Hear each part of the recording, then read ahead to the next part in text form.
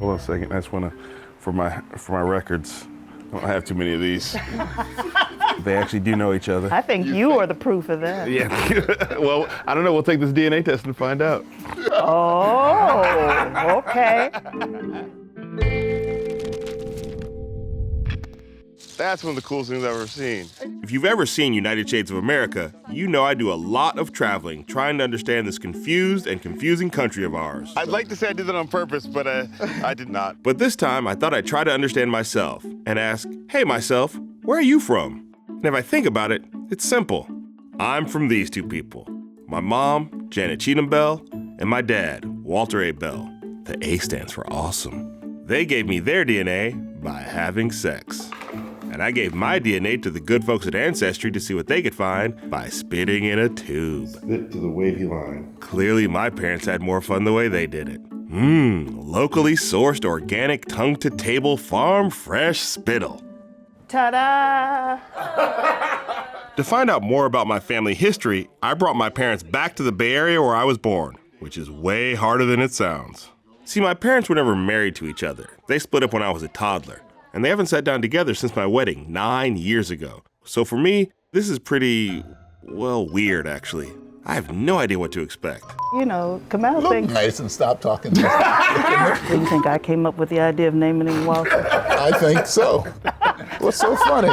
We were gonna go, but then Melissa got herself pregnant, so. All by herself, huh? Oh, look at that. You just love that. Yeah. Yes, I do. Now, back to our regularly scheduled programming. So tell me what you think about this, me taking this test, finding out about our history and our people. One thing, I'll be looking forward to finding out for sure whether or not there really is Native American ancestry there, since my grandfather claims that his father was. Yeah, people say that every African American thinks there's Native American in them, and everybody thinks it's Cherokee. That's the tribe that everybody thinks they're from. So I mean, it's what you are culturally anyway. Yeah. You know. And in the end, what does it matter? You are what you are. Exactly. I mean, you really are, and you can't change whatever happened back there. Nope. And if there's an axe murder back there, what are you going to do about it? now you got a depression going on forever, you know? Oh, my God. My dad's exaggerating. We didn't come from axe murderers. At least I don't think we did. But I do know that we came from slavery. And what's the point of digging into that? Well, whether I want to or not, it's not even entirely up to me. Definitely a joint decision, as are most things in this arrangement. I feel like we talked about this at some point, and your response was, for the girls. You know, you're winning. 1, 2, 3, 4. That the girls should know where they come from. Yeah, I feel like if the knowledge is available, why wouldn't we, right? Look at you. I know. There's a big old belly under Look at me. here. And I think especially since we're waiting on this new one to come along, it's, on my mind. See those adorable faceless blurs that I'm not showing because the internet is a horrible place? Those are my kids. I think Kamau and I are both aware that our daughters being mixed race means that their experience in the world is going to be significantly different from ours, and that as they get older, it's going to be a lot more nuanced and complicated for them, and I think having this knowledge may just sort of round out how they see themselves in the world. So what do we know? Or what do we think we know?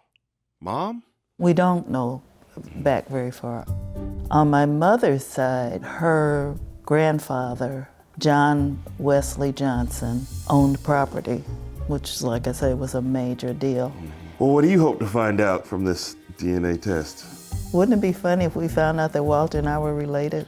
Why would that be where you'd go? I just had that thought. Even if we were first cousins, you turned out okay. Oh, I don't know if I'm ready for the internet to know all that. I'm just curious if they're really able to find out anything beyond my grandfather. And if they are, I'll be shocked. Okay. On my dad's side of the family, we know a little more. Recently, for an episode of United Shades of America, we visited the land in Alabama where my dad was born and where his side of the family lived for generations. You know, the family's been here since slavery days.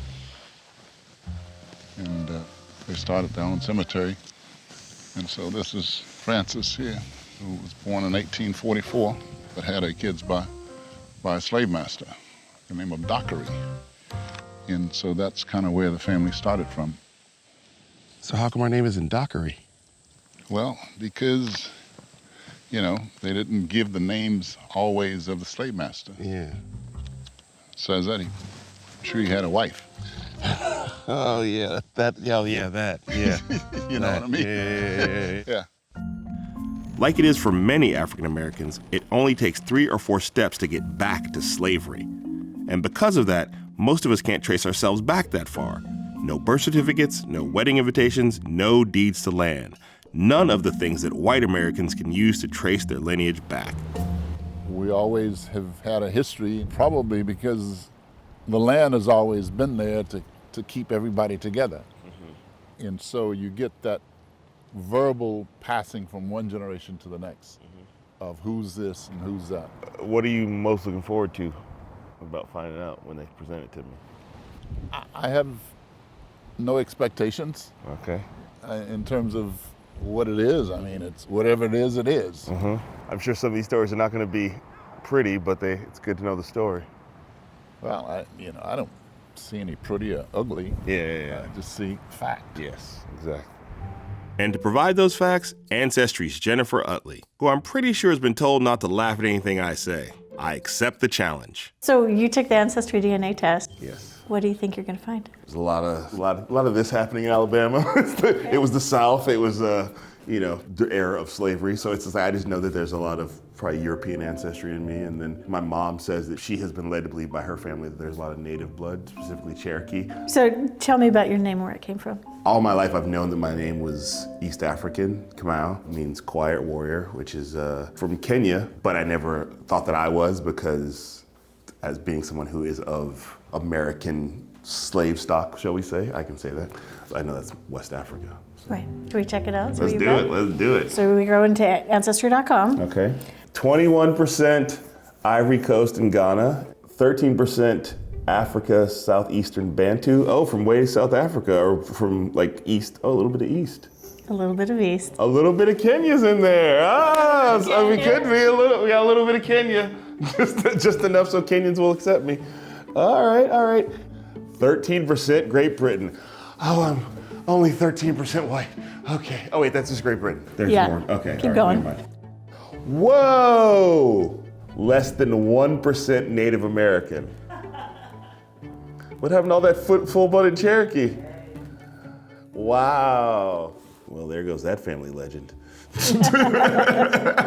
And again, super happy I never tried to apply for college with that box checked. Let's jump over to your tree. Ready? All right. In this generation, you guys only have 3 people. You have 2 people mentioned by name. This is the African American brick wall. Yeah. This is the one where everyone thinks it's impossible to get by. So how awesome would it be if we could go from 2 names to 8? That'd be pretty cool. Is this like a game show? That'd be pretty cool. I think what we need to do is go to Tennessee and see what we can find and see if we can Complete the 8 names challenge? Yeah. Okay. All right. Should we switch over to Dad's side? This is Dad's side. I know they know a lot more. So my grandfather's parents are Charles Bell and Cora McCants. So one little thing that I can tell you right now is I know the name of Cora's father. Okay. Who's that? His name is Reason. Reason McCants. Reason McCants. That's a great name. It is. I think it would be fun to go down to Alabama and do some research and see what we can dig up about Reason. Okay. All right. Let's talk a little bit about Lloyd and Frances. So let's see what she's doing in 1900. So here she is listed in the 1900 United States Federal Census. Number of born children, 13. 13. Number of children living at that point, 7. So she had outlived 6 of her children. Wow. It's a hard time back then. She owns her house. And it is mortgaged. Good for Frances Bell. Got a mortgage on that house.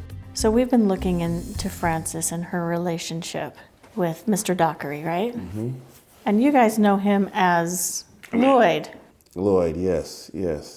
But everywhere we find him in the records, he's very clearly Carol. Carol. And there's a few things that we were able to learn about him. All right, let's do this. First of all, it's very clear that Carol at no point owned Frances. That's okay. So this was not a relationship of a slave owner and an enslaved person. No, and as far as we can tell, it looks like he never was a slave owner of any kind. Oh, really? Really? He was just some dude? Just some dude in the world who had a liking for Francis Bell? That's so interesting. So do we know anything else about him? I think we can figure it out. All right. So that's where the journey's taking you. All right. Let's go to Alabama. Alabama. Once again. Been to Alabama a lot in the last couple of years. It's like The Godfather 3. They drag me back in. Seems like a good place to end. Jennifer laughed, and if we leave now, we have 2 cliffhangers. See you in Tennessee and Alabama, y'all. Next on Finding Kamau. Some of this, Really? a whole lot of this, Wow. but none of this.